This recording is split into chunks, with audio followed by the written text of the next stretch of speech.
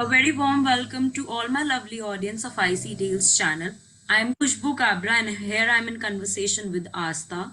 She is a very great mindful parenter. She guides parent in how to nourish their child and bring the best out of them. So let's start with the question answer round, ma'am. Tell us a bit about yourself. Hi, Khushboo, and thank you to you and your team for having me here. I'm very happy to share my experiences with the fellow parents and also upcoming or future parents. I'm a full-time working mom. I have done, and basically an engineer and an MBA by profession and education. And I've been working for past 14 years now in mostly IT and telecom sector, all B2B, and I'm a new mom, first time mom from past 2 years. And More about me is that last 1 year I started my blogging journey via Instagram because the first year of my parenting journey I was able to put my logical and rational thinking to parenting, and I thought that all my decisions and all my steps were very helpful to my child, and it showed great results according to me, and I was very satisfied, and my suggestions were also very much welcomed by other moms in the community. So I started putting up my experiences on a blog format, and successfully it worked out, and I have a good community on Instagram that I work with.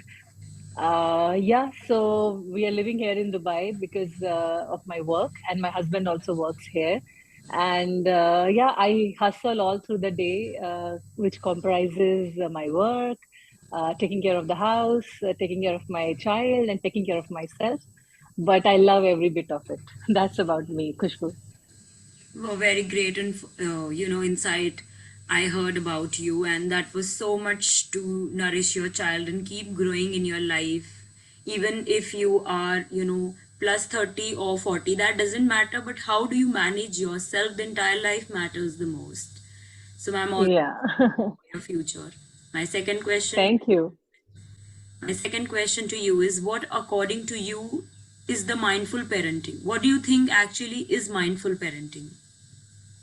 Yes, I think maybe how I should explain is it stems from being mindful person first. What is mindful? Just if I'm talking to you, I am totally on the moment. I know I'm talking to Khushbu. I know I'm talking about my experiences. I'm not thinking about that, oh, what happened in the morning, or I have to rush to my child after 2 hours. So I'm being here. So when I say mindful parenting, it would mean every step of the way, or every step during the day when you are with your child, you are thinking and you are present, you are conscious, you are attentive, you are not governed by your own emotions which happened in the past or something in the future. So you are basically not reacting to the situation. You are basically being in the moment. If there is something, if there is a challenge, if there is a escalation in the parenting time, so you react accordingly, not being governed by how I'm feeling, how my work was, or something with the maid that happened, or something with the husband that happened. Being adults, being adult is also not easy, but being a child is also not easy. So, not to be reacting to your child. Let's say if your child is not in good mood or good situation, and you are also not in good mood. So, thrashing out to a child or speaking loudly to your child because you are frustrated is not the basically the right way to go. I would say the mindful parenting is being at the moment and responding, leaving all your emotions at the side. So yeah, broadly, this is as I think it stems from being mindful yourself in general. Also, you can't just switch off being a not a mindful person and starting to be a mindful parent. No, it stems from just you have to change your own personality or form your own personality because you are responsible for a child. Earlier, you were just talking to your husband or your friends. They are adults; they can understand.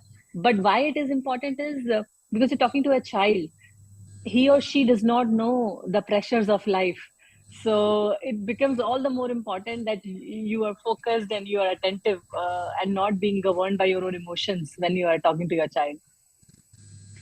A very great insight, ma'am, and I hope parents will have such great, insightful, meaning of what you just read throughout and speak throughout. And I surely believe that parents will definitely use all your, positive terms to even strategize their child in their life. So, yes, ma'am. Thank you. My third question to you is, how can one be a mindful parent? Yeah, so I think I was just like I was talking, it starts from being mindful as a person. It is, as I said, it is not easy to, especially with first time moms, it's not easy. Even I find it very difficult, even if I know what I'm doing, because sometimes we just are either very impatient or not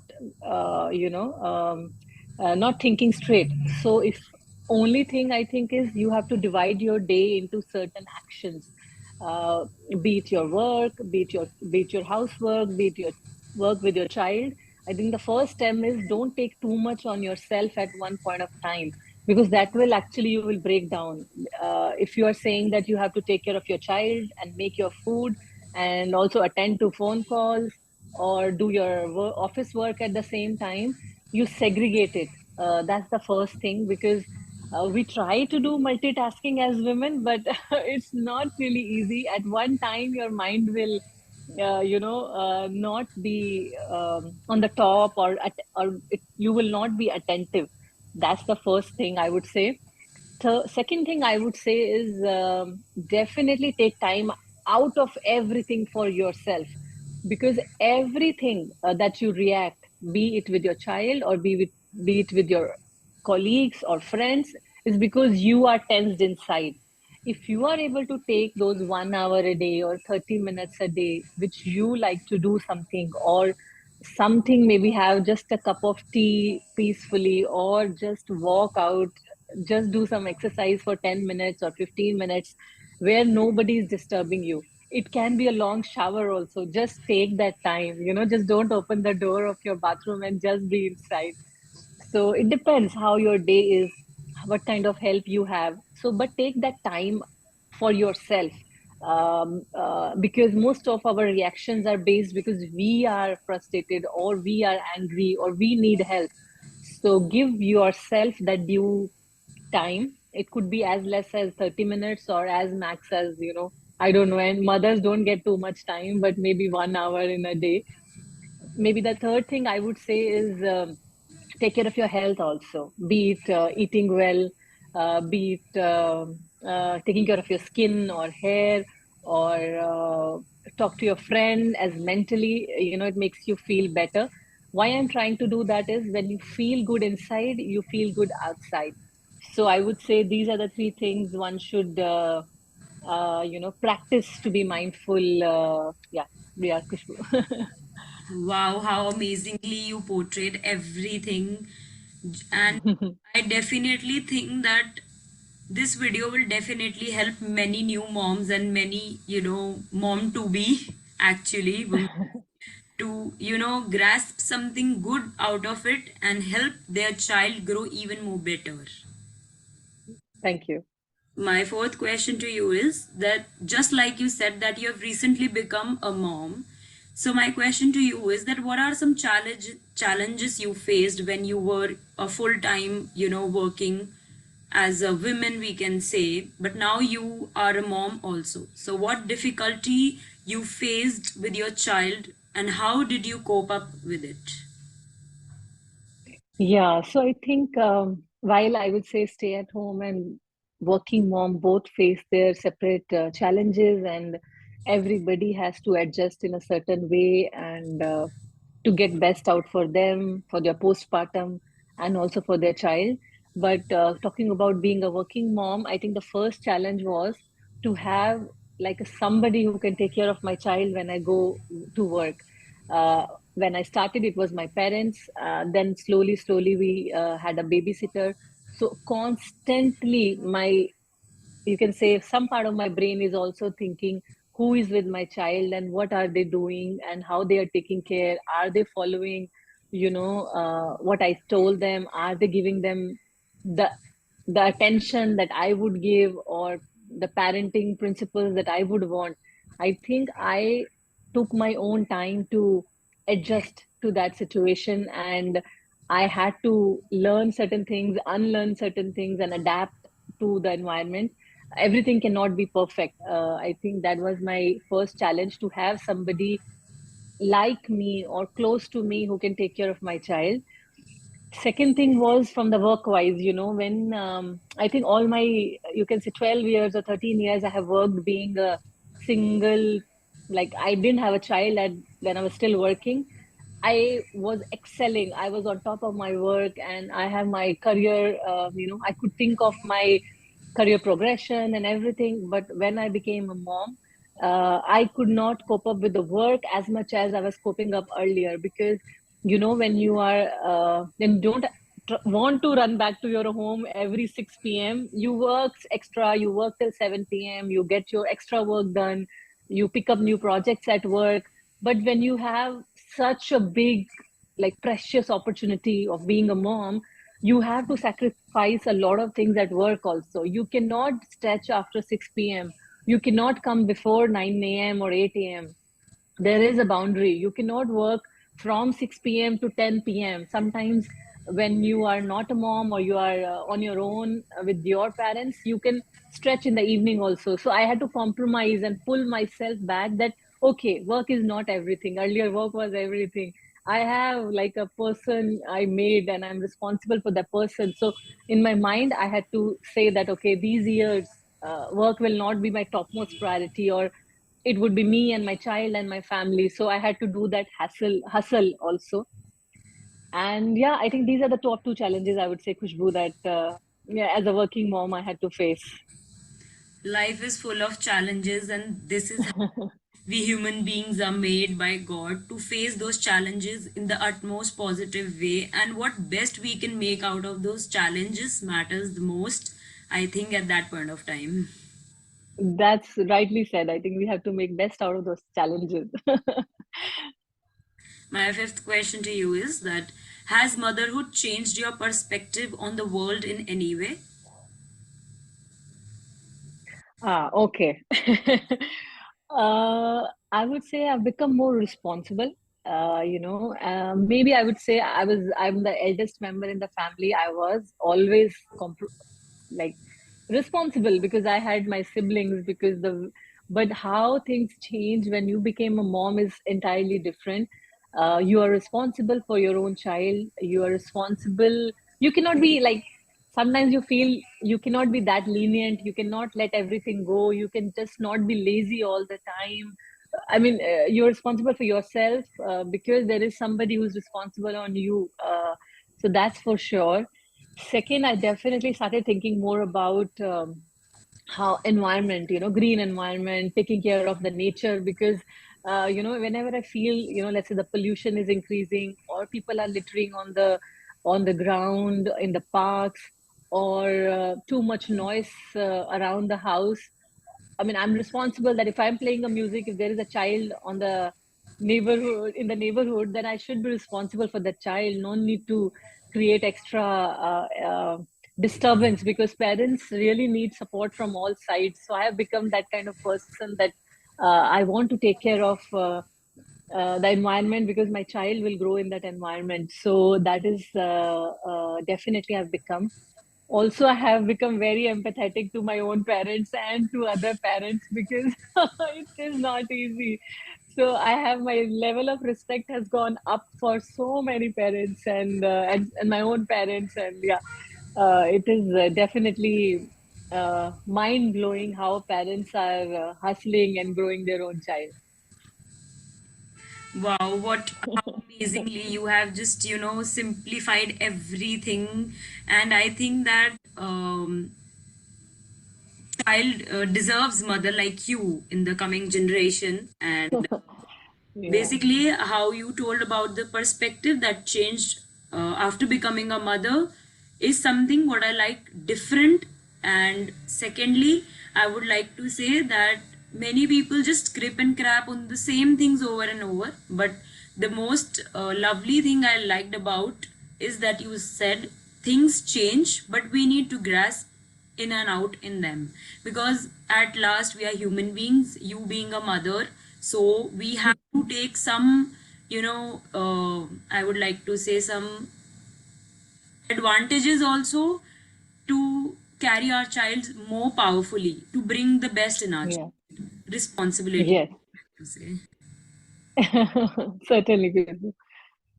So my sixth question to you is that how do childhood trauma influence later life, and what do you recommend to deal with that? Yeah. So, just a personal background to it. I always felt that if we, like as adults, if we have a certain kind of nature, it is because how we were raised. If let's say I say I'm very impatient, maybe there were certain characteristics or the time that I spent when I was growing up, I became impatient when I grew up. Let's say if I am very cool as a person, like my husband is very cool, so how he became like that? I am not very cool. Maybe it's because how his environment was, how his parents um, inculcated some behaviors, or you can say, or the support, the environment a parent create for you. And also, of course, when you grow up, your friends and everything definitely matters. But first 5 to 10 years of your life, you stay close to your parents. They are your first kin. That is why I started thinking that whatever we build for our child can create the future, the environment for our future, future, the adulthood, the future adulthood of our kids. So let's say if we, when you talk about trauma, um, I think that's why mindful parenting is more and more important, because knowingly or unknowingly, maybe you are shouting at your child, you know it, but out of control, you are shouting at your child, or to that level you are hitting your child. Maybe you got so frustrated or so angry, or something got out of the line and you started slapping your child. So it can become a habit for you or for your child, we don't know, right? So that definitely adds to slight trauma for your child, which how you react, how you respond. Your child will make, I feel your child will make its own perception about how you are reacting. That can add to certain trauma at one point of time. Second thing, if you're comparing, constantly comparing your child and telling, okay, do this, don't do that, study too much, speak in English, why can't you frame a sentence? Or you start kind of, first you compare in your head that the other child that you saw, or your friend's child, is doing something, and you start pressurizing your own child. That can cause a lot of pressure on your child. Either it starts, child might become very brilliant because they want to cope up with what you are saying, or they become very like reserved, right? They don't do anything, they stop responding to you because their mind is not able to follow what you're saying, or their body or their actions are not coming out how you want. So a child can become a reserved person or unattentive, or they can zone out, they can just keep zoning you out and grow be like that. Maybe not future talk to understand their teachers or something, we don't know. That's, I believe, that definitely adds to it. The third thing would be if you are constantly like praising or not praising, or too much praise or too less praise also changes behavior in children. So either they become people pleaser, or they become that everybody should please me, everybody should praise me at all point of time. Because you always, for small things you're clapping for your child, for small things you are praising, like not a genuine praise but like out of the blue praise. So small things adds a lot of things, and these in a positive or a negative way can add to trauma to your child. Trauma is a very strong word, but maybe impact your child in a way that they grow to be that person.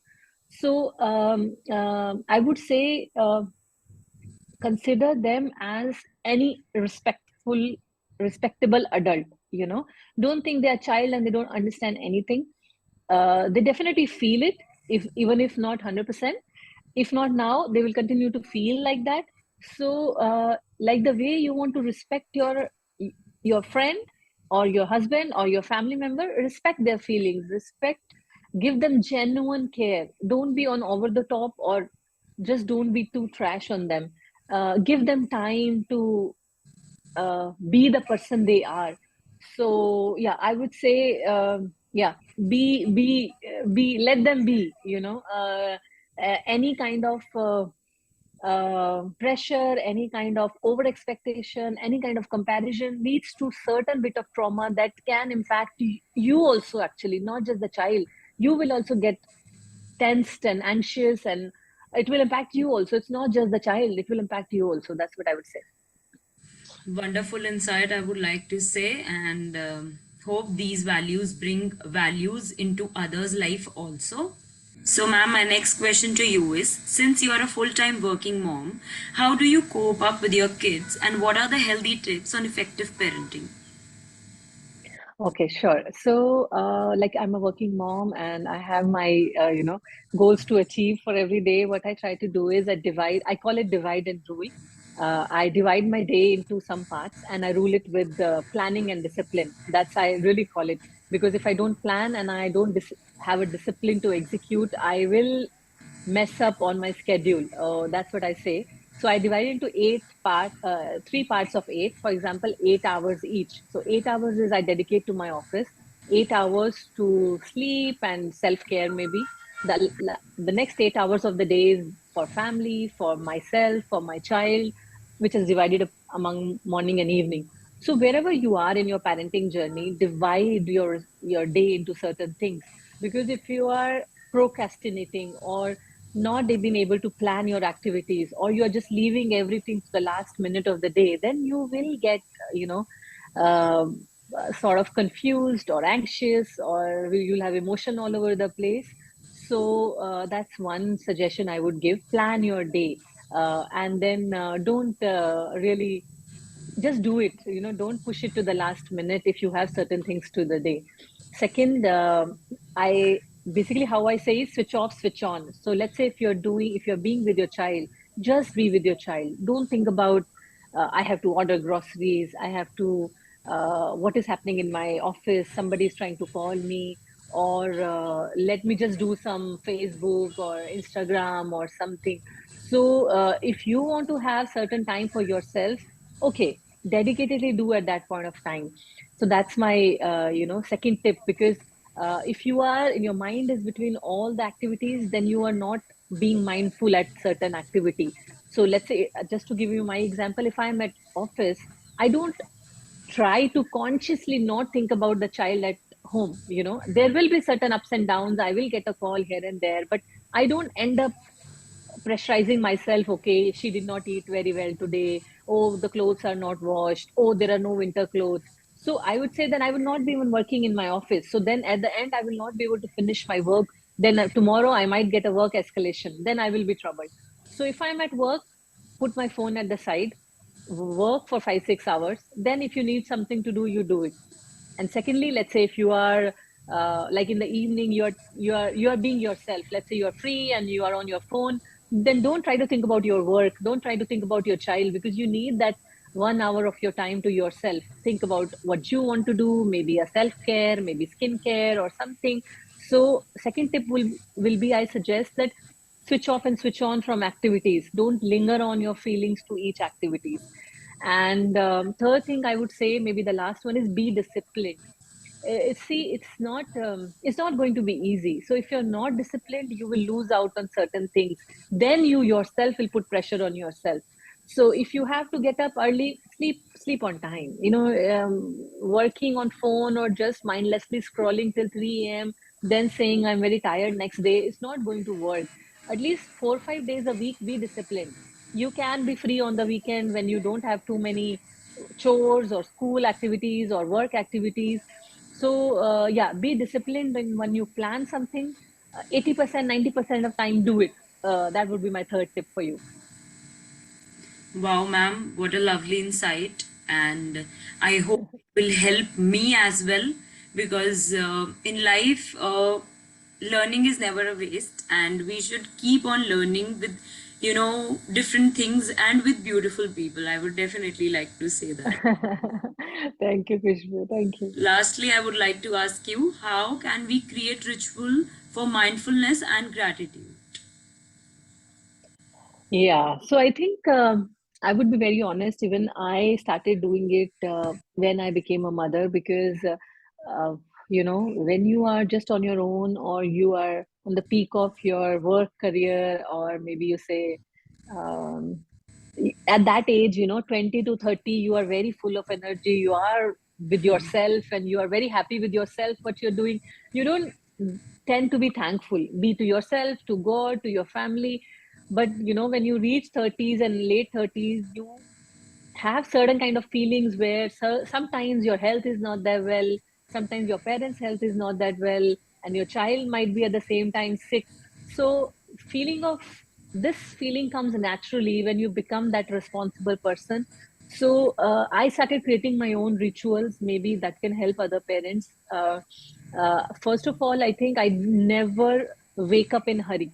When I know I have to, my child wakes up at 6:30, I put my alarm myself at for 6:15 because I need my 5 minutes to maybe wash my face or gather that energy or use the loo or drink warm water. So my first ritual is when I know my child is going to wake up at certain point of time, I wake up 10-15 minutes early. That's a very simple ritual, but it brings smile to your face when your child is up.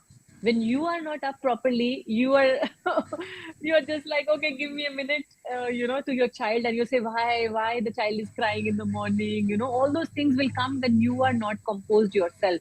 So the first ritual I say is I wake up a bit early so that I can start my day well. Second ritual I've created for myself is eating well in the day.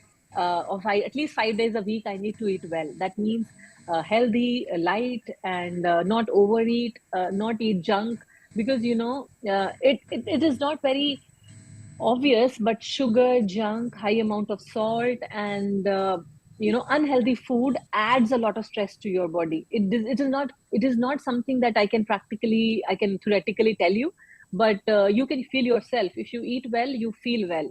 That's very clear. So that's the ritual I've created for myself. So you can have your own rituals. Maybe have warm water in the day, or drink some jeera join water that gives you good metabolism. Make your own rituals for the food. Eat 80%, like they say, no, Japanese concept of ikagai.